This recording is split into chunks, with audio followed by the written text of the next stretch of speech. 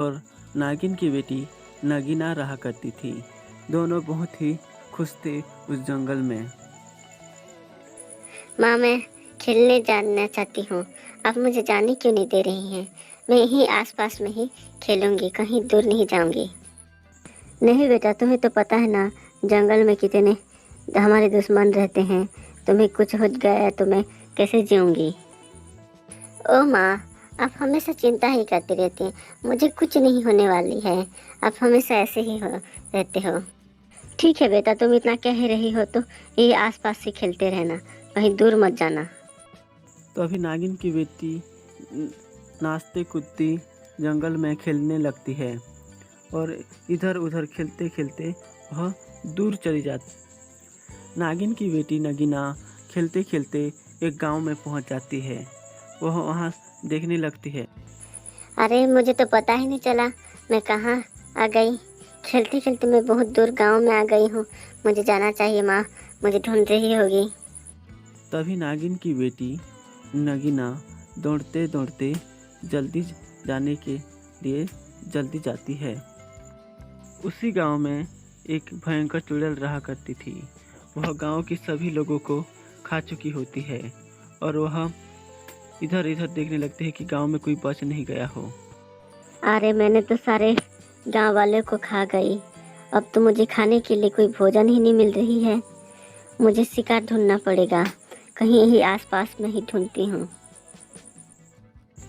चलो यहीं पे कहीं बैठ जाती हूँ और किसी का इंतजार करती रहती हूँ। कोई ना कोई तो इस गांव से होते हुए जाएगा।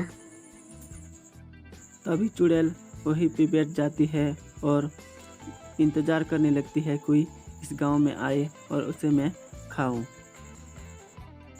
तभी उसी रास्ते से नागिन की बेटी दौड़ते हुए आती है और नागिन की बेटी यह नहीं देखती कि चुड़ैल सामने बैठी है और उसके पास दौड़ने चली जाती है। नागिन की बेटी को अपने ओर आते देख चुड़ैल खुश होती है।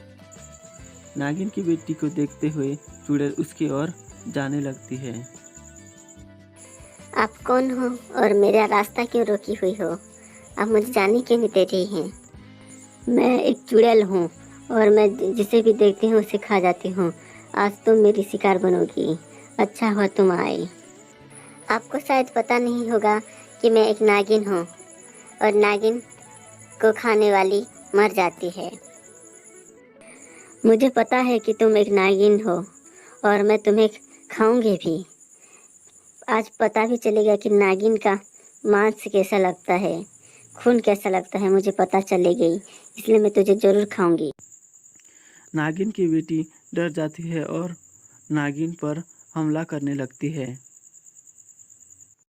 चुड़ैल भी नागिन की बेटी पर हमला करती है। चुड़ैल की ज़्यादा शक्ति होने के कारण नागिन मर जाती है।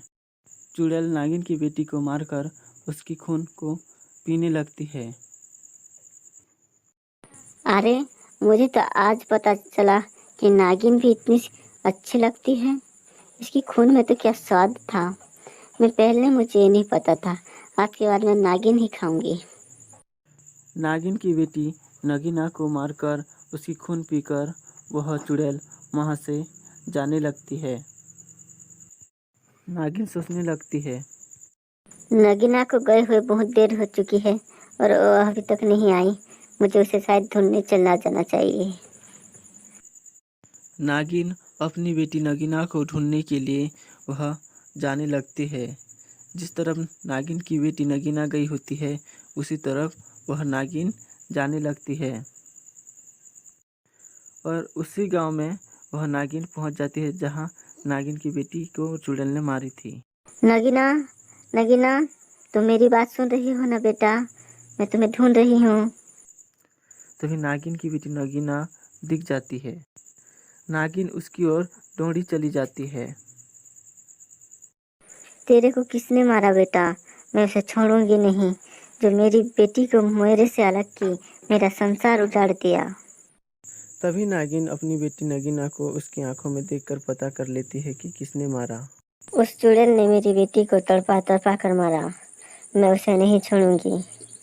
मैं अभी उसके पास जाके उसके साथ युद्ध करूंगी। तभी नागिन अपनी शक्ति का प्रयोग कर वहाँ से उड़कर उस चुड़ैल के पास जाने लगती है। नागिन उड़ते उड़ते उस चुड़ैल को देख लेती है। चुड़ैल आराम से बैठी हुई थी। उसके पास नागिन जाने लगती है। ए चुड़ैल, तूने मेरी बेटी को मार के बहुत बुरा किया और अब तू आराम से बैठी हुई है। ओह, तू उस नागिन की माँ है।